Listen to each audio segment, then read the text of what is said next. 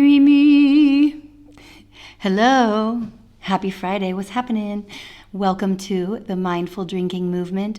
I'm your host, Jess Betancourt. I'm a hypnotherapist and an addiction coach, and I am on a roll. I'm on a mission to help people reevaluate their relationship with alcohol, to help you feel better by learning how to drink less, to take it or leave it, to have it not at all, just to really have alcohol be in a role in your life that feels good to you.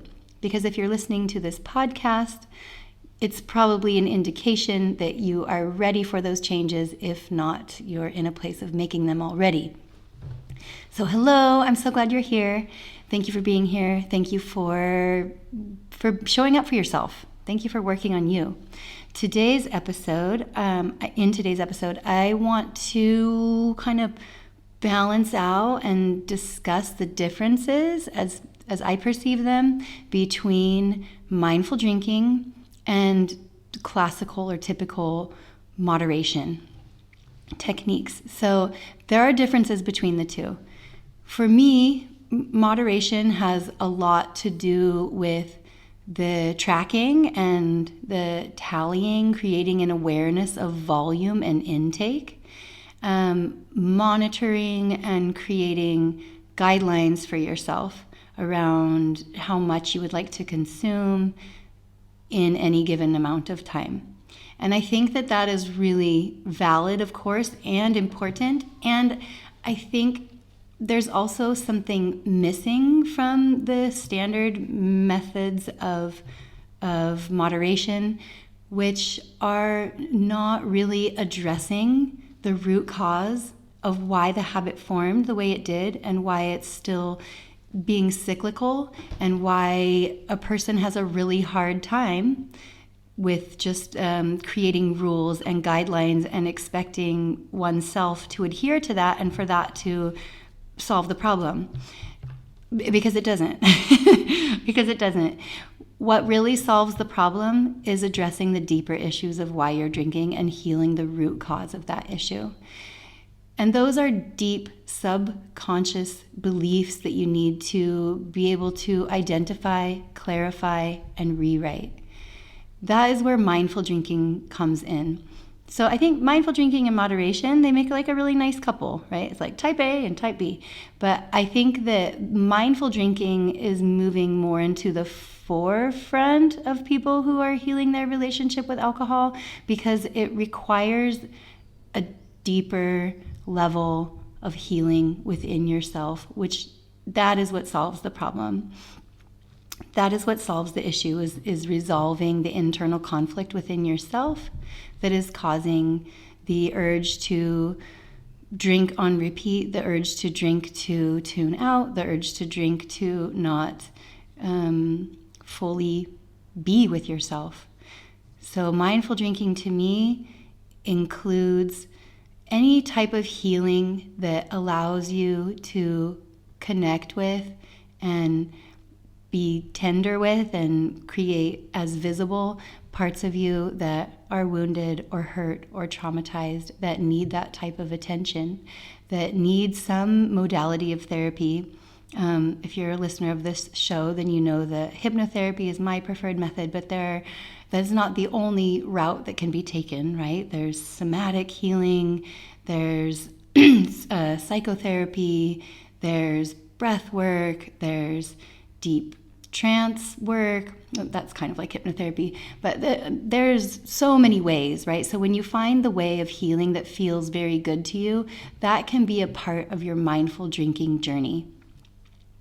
So mindful drinking is really delving deep into the healing part of it's really delving deep into healing, because when you heal on deeper and deeper levels, the symptoms will tend to take care of themselves. And alcohol addiction, over drinking, binge drinking, using alcohol use disorder, these are all different ways to name the symptom, which is turning to alcohol to make ourselves feel better. That's the symptom. But when you don't need to turn away from yourself, there's no need for it anymore. That's what I have found has worked so well for me, and that's the way that I work with my clients. On the other side of this coin, we have the moderation techniques, which are monitoring and tracking and observing and being aware of the volume. That's really important too, but I just think that moderation by itself is not enough. However, we need to know the facts and the figures and the numbers, right? That's really important, because if you are not aware of what equates one drink, your huge glass of wine you might consider to be one drink, and if you have two of those, you might be okay with yourself on a mental level, telling yourself that you only had 2 drinks. But really, maybe you had 4.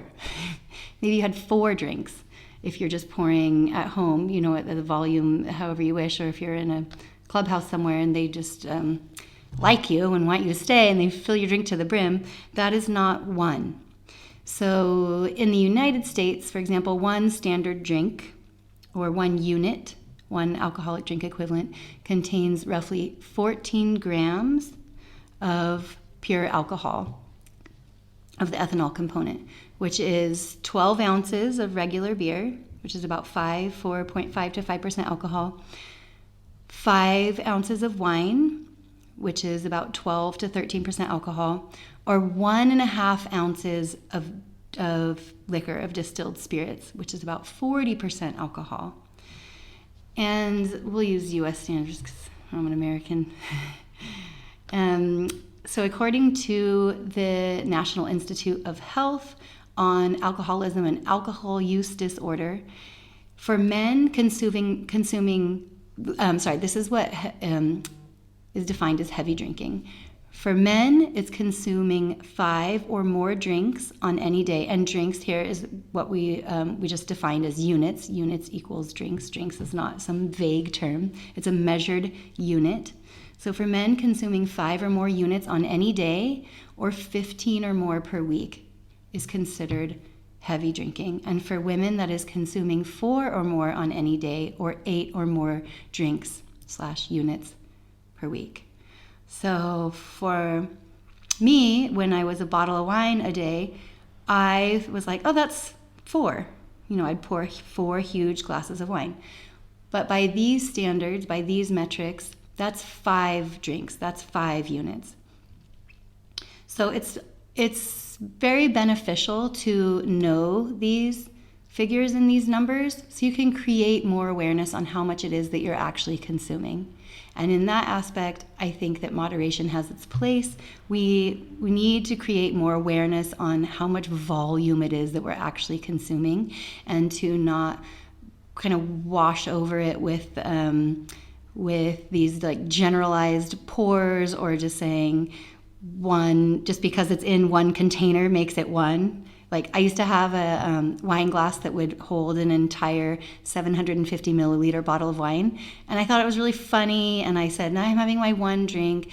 And it's not that it's not funny, but it's, you know what I mean? Like when we gloss over what's really happening, and like all the jokes and the memes that make that type of thing funny, it also is allowing us to not see what we really need to see, which is that the volume that most people are consuming is actually more alcohol than they really know that they are ingesting.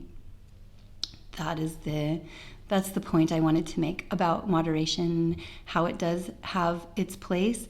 And it's also just not enough if you want to really create a change in the relationship that you have with alcohol. It's kind of like if you quit drinking, but you never work on the internal, you never work on your internal world. You never work on your relationship with yourself. This is what's known as a dry drunk, I believe, in AA terms. But abstinence is not the same as healing your relationship with alcohol. And moderation is not the same as healing your relationship with alcohol. But when you do heal your relationship with alcohol, you can have a freedom that is just beyond anything that you might expect. When you finally arrive on the other side of that, and you will know when that happens to you, you will have clarity, you will have lightness, you will have peace about you that alcohol can be there or not, and it won't bother you either way. That to me is the ultimate freedom. I know for some people, absolute sobriety and not being around alcohol in any means, but that's not really like the theme of my show. But if you are here, I love you, of course. And I know that for some people, having that in place, that those kinds of barriers and boundaries around yourself is for safety, and is for some people really need that for their own personal safety, and I definitely understand that. The same with counting days of sobriety or counting alcohol-free days. That definitely absolutely has its place for people who find safety and need that as well. But if you are in more of like the gray area drinking zone and you're looking for more of a, not a like I quit drinking altogether, but really just like a recess or a break, or the ability to just not have it occupy so much of your thought processes all day, it's kind of, that's like the realm that I play in as well. And in that area, it's not so necessary to count and tally and to have metrics. And it's possible. And I think it gives you a peace of mind that you can just have the freedom to put your thoughts in other directions. And you become less and less focused on alcohol by not even focusing on the absence of it. That is a place you can absolutely get to. It definitely happened to me, and it happens to the people that I speak to and the people that I work with. And if you want that, just know that it's totally available for you to keep going. Don't give up. I made a post today. It was like, don't listen to other people's opinions about what you're doing. And I think that that's really important too. If you decide that you want to change your relationship with alcohol, but you don't think that you'll have support from it, from your social circle or the people close to you, don't share it with them. Maybe, if you don't have, if you don't feel like it's going to be met with safety and security and anything but cheerleading for you, because that's what we need. It takes some bravery to step out of the cultural immersion of just alcohol being such a given. And when you loosen yourself from that, it can feel scary. It can feel like stepping out on a ledge. So make sure that the people that you are sharing this journey with are in full support of you, because that's what you deserve. I think you're awesome. Thank you so much for being here. I've updated the beginner's guide to mindful drinking. If you want a copy of that, it's free, and I'm going to put it just down below in the show notes there. If you have any questions, reach out to me, and I look forward to seeing you again next week.